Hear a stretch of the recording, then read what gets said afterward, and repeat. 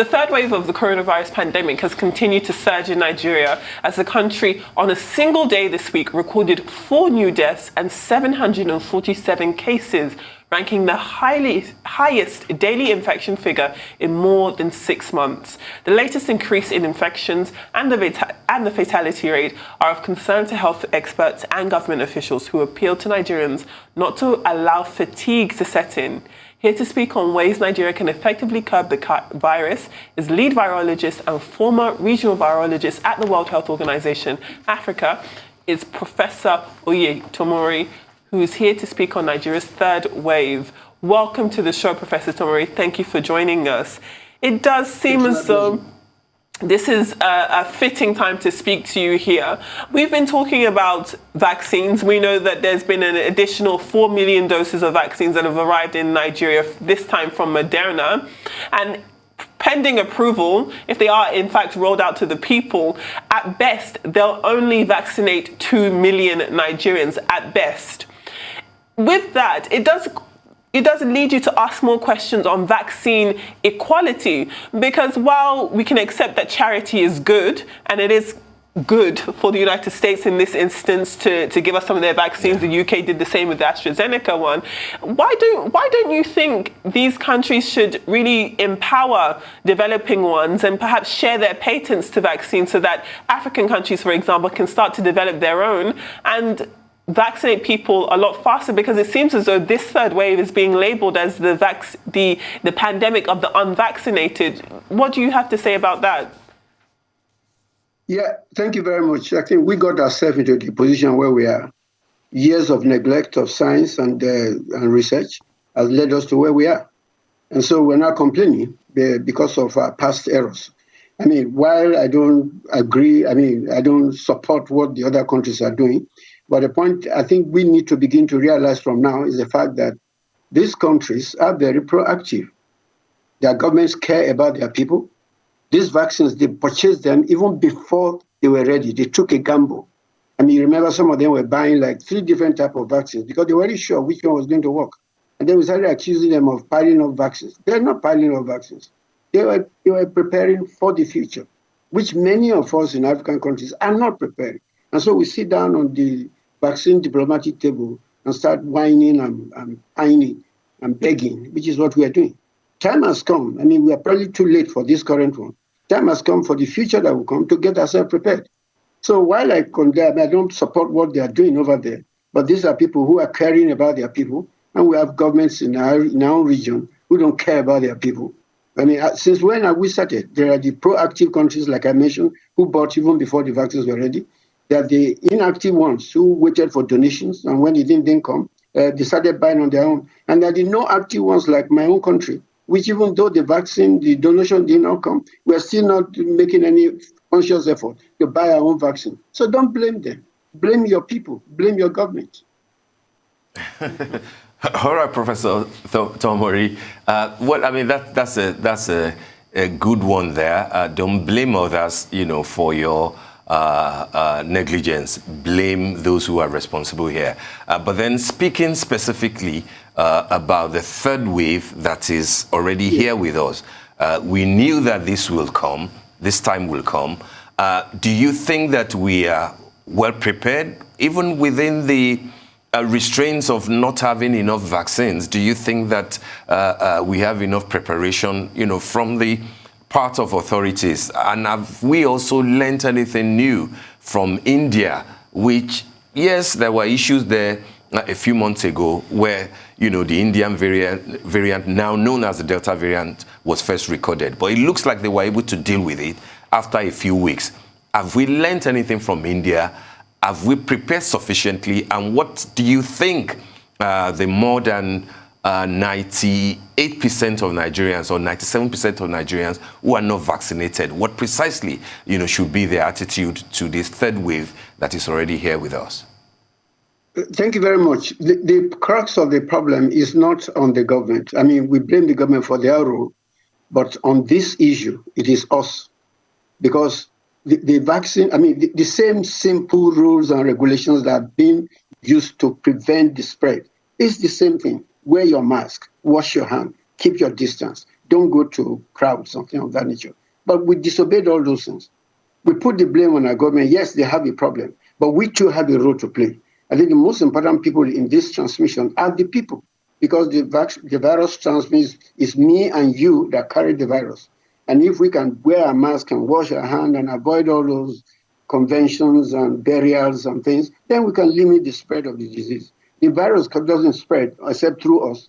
So whether you ask some important questions, have we learned any lesson? No, we're a nation that lives on lessons forgotten rather than lessons learned. That's number one. Are we prepared? No, until our people change their mind and look at it that we have a major problem with us. I think you gave us some of the figures, 747 in one day. We've had more than that before during the second wave. But I think this, if we are not careful, we're going to get something already for this week alone, minus today's date and yesterday and tomorrow's date. We're already at 3,000.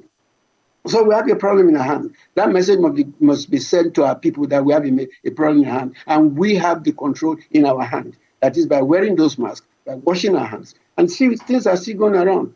I mean, there's a convention going on in the Redeemed Church today. I was looking at the thing today, and I wasn't too happy about what I was seeing there.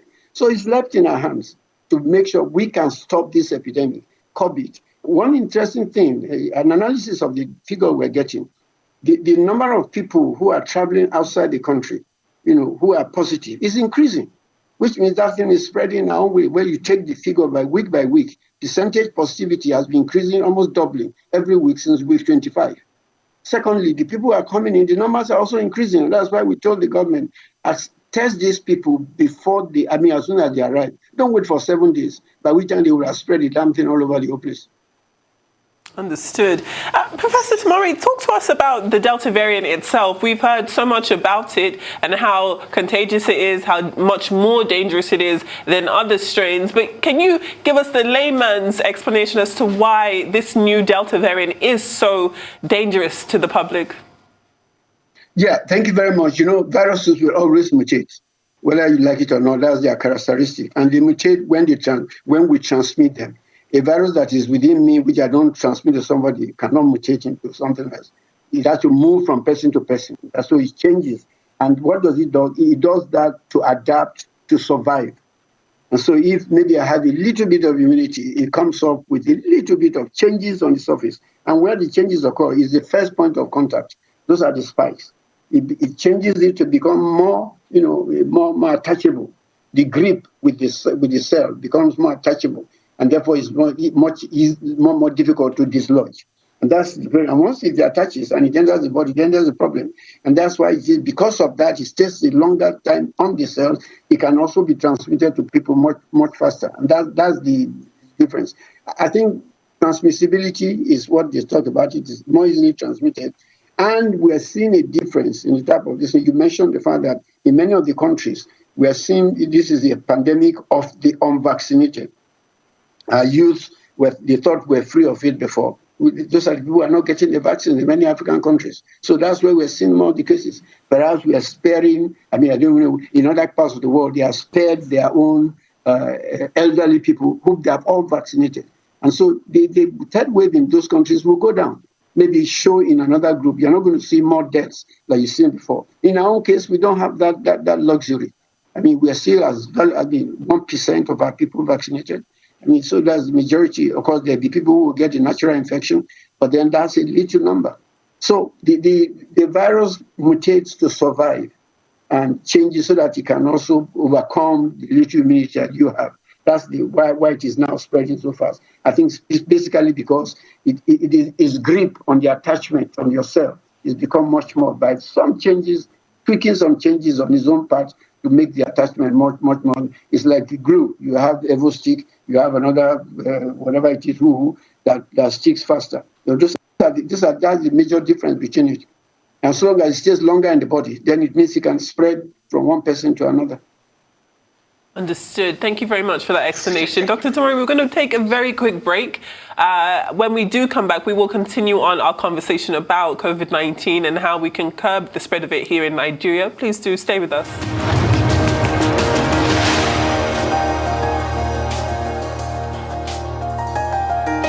Welcome back to the morning show here on Arise News. We are still joined by Professor OYEWOLE TOMORI, who is a former lead virologist at the World Health Organization Africa. Thank you for staying with us. Before we went on break there, we were talking about the Delta variant itself, and you've explained to us why it is so dangerous. Moving on, though, I want to ask you about how the world sorts of pivots to try and return to some form of normalcy. What we're seeing in mainland Europe and the United States, for example, are reports and plans towards moving towards vaccine passports or vaccine certificates that will allow fully vaccinated people to travel more freely. However, African countries and developing countries aren't being included in those conversations. As the world does move towards its post-COVID normal, what do you think is in store for Africa and indeed Nigeria? Yeah, thank you very much. I think, first of all, I never agreed with the issue of the vaccine green pass or whatever, when there's no availability of vaccine all over the world. Mm-hmm. Remember, we're using the yellow fever vaccine card because the vaccine is all available everywhere. You can get it where you want. This is not the same situation like this, where the COVID vaccine is not available all over the world. Therefore, I think it was wrong in the first place to start with that pass until, I think it shouldn't have come in until everybody has access to the vaccine. But having said that, I mean, this is, again, it's each person for himself, you know. And those countries where they've managed to get their vaccine to our people, yes, of course, they can do that one. Go ahead and do the vaccine pass and some nature. As for us in Africa, it's not going to happen for quite a long time to come. Remember, even the vaccine that we're using in Africa, the AstraZeneca, the one that's made Covishield that is made by India, the European Union doesn't even accept that one, which I think it's unfair. But then they're still within their right to do what they're doing. And the only thing, I mean, you see what India did. I mean, in the diplomatic table, you bring something, I bring something. That's how we get a fair deal. India can match the Europeans and tell them, well, if you don't use my Covishield, then your own will not come to my place. So they can go to the negotiation table. Africa, all we can do is to kneel down on our knees and beg and say, sorry, please do this for us. You know, we are this, we are this, we are that. I mean, so that's the problem. So our own problem is going to remain with us for a long time, except there's a major change in the world. WHO is trying to make sure it's changed that to see, but I'm not sure how do we succeed. But also remember that even though it still depends on each country, even if you get a vaccine, like the vaccine that WHO has approved, if our NAFDAC does not approve it, it cannot still be used in the country. So even then, although European Union has said there's a golden pass, it still depends on each country to approve that when you travel into their country. So for some of the rich and whatever, they'll still be able to go if they get the right vaccine. Some of them actually didn't get your Covishield that you and I have. They went and got their own vaccine from Europe, so they can still travel, while you and I remain where we are, because they don't care about us. All right, Prof. I mean, thanks for that explanation. But can you tell us a bit about the science behind this vaccination? I know that Pfizer and Moderna have said that the efficacy of the vaccines being administered, lowers considerably after 6 months. A lot of people have said that tends to mimic the sort of effects that you get from the antibodies that you develop after you've been exposed to the virus itself. The argument is that people are not sure for how long the antibodies can take you, 6 months, 7 months, 8 months, or 1 year. But then you have the makers of the vaccines themselves now saying that after 6 months, the efficacy comes down, which is the basis for Pfizer saying that a booster shot will be needed. What will you say to those who at least have been vaccinated in Nigeria and who think that they have been the word out there is fully vaccinated, but all of a sudden you hear that after 6 months, it looks like the full vaccination may not necessarily take you, far, maybe beyond 6 months or 1 year, etc. What precisely is behind this vaccination? For how long can you actually rely on it, even after you have been fully vaccinated? Thank you very much. Let me make one clear point about efficacy. Pfizer says 90%, the other one says 30%. You can't really compare. because they were done under different conditions. I mean, if there was a big epidemic going on at the time you did your clinical trials, and compared to the other guy who did it when there was no epidemic going on, you're going to get different kind of efficacies. That's number one. And if you do it in different groups of people at different times, so across the board, you can't really compare efficacies that Pfizer is better than AstraZeneca. Or all you can say, WHO said, if you meet a limit, a baseline of about 50% efficacy, your vaccine is as good as gold. That's number one. On the issue of the duration of immunity, we can only talk about how long the vaccine has been used. I don't know how much of studies they've done going back to those who participated in the clinical trials to see if they're still having antibodies. Of course, it's a natural thing. Antibodies will wane with time, but the time varies from one virus to another. For example, when we use the yellow fever vaccine, we say go back and get it after 10 years. Now they even say once you get it for life. Your antibody level will go down, no doubt about that. But it doesn't mean that if you get infection, you cannot, if another infection comes from you, your body will not immediately respond. There's something they call immediate response because they have what they call memory cells. Cells in your body that have been exposed to that vaccine will always remain in your body although the number goes down. But immediately that virus comes back again, those memory cells go immediately into action. And so it's almost a rapid, in fact, the word they use for it is anamnestic, immediate action. So we don't know yet how long the Pfizer vaccine, I'm sure they're testing and they're finding people's antibody going down. But the fact that your antibody goes down does not mean you'll not be protected. So, and until you test me, you won't know how long my antibody is. In the first place, nobody checked my antibody when I started, or they didn't check it now. So it's a bit difficult for us now, and that's one of the areas where we say that we ourselves as a country, we're not doing the right things we need to do. The data we're not analyzing properly.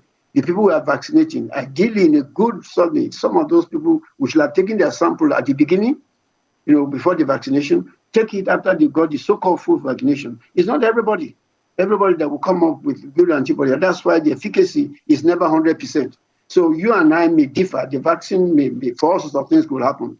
The vaccine could be, if it's not properly kept, it could be impotent. It's also me as a person. I may have a problem. And when you vaccinate me, I don't get the immunity that you will even get much higher than my own. So vaccination is not synonymous with immunization. I think that's the message we need to. So everybody, at least people need to be checked. And then you can check a few people and see how well they have developed. I don't think we will rush into booster, Pfizer and whatever, for whatever reason they're having. I think they're just being, I don't want to say they're being commercial. First of all, the entire half of the world hasn't even got one dose. You want to give a third dose. I think it's immoral. I'm sorry to use the word. Absolutely. And, one thing that's ironic that while the world is being able to reap the benefits of the development in the countries they find themselves with, as Professor Tomori just said, some people are talking about third vaccines, a third jab, when other countries haven't even had one. Here in Nigeria, though, it seems as though there's still so much skepticism about this virus, that it exists and that it is dangerous. What do you think needs to be done to convince Nigerians who are still skeptical or at least on the fence about this virus? What do you think needs to be done to convince them that they do need to continue taking precautions? And this virus, even if you are tired of hearing about COVID-19, this virus is not tired of you. What do you have to say? Yeah. Thank you very much. I think, in a way, one good thing that happened to us that we didn't see too many people dying in the country, as happened in Europe or others. But then it's also a sad thing for us because then people are saying there's no problem. Death is not the only issue associated with this disease. Sickness, being on bed itself, not being able to go to work, all those parts of what this virus does to us. The ultimate is death. But because we're not seeing death, we assume there is no problem, which is wrong. And those who have been sick, and if you've had any opportunity to know people who have died of the disease, then you won't be saying what you're saying. I can count 3, 4, 5, 6, 10 professors I know, colleagues of mine, who have died. So when people say that, I look at them and say, you don't know what is going on. And so I pray nobody dies. But I also pray that you don't wait until you die before you find out that you're going to die, and that's what is going to happen. So it's like, let our people know that the problem is here. The numbers are there. The people who are sick are there. You may not see them, but those who know them have done them. I think we need a few more people who have overcome this problem to come out publicly and say it. I went over this and get that message out to our people in the language they understand, not just on TV and whatever. Get a community association and whatever, get involved with the community, let people know, find people who have survived the disease and come and tell our people, let them know that there's a problem. Otherwise, and the numbers that are rising, they're not just fake numbers. I even think the numbers are not even enough. The 500 and something we got yesterday or something is only in about 13 states. There are another almost under 20 states that are not testing in this country at all. So if we really get all our states testing, suddenly see Akwa Ibom. What happened in Akwa Ibom? They were getting 2, 3. Now they're getting 100, 200, and 187 because they are testing. The more of our people we test, the more we know that we have a problem. All right. Thank you so very much, Prof. I mean, that's been quite enlightening. Let's hope that our people will listen, and the people in authority also shouldn't get tired of communicating, and putting the message out for the safety of everybody.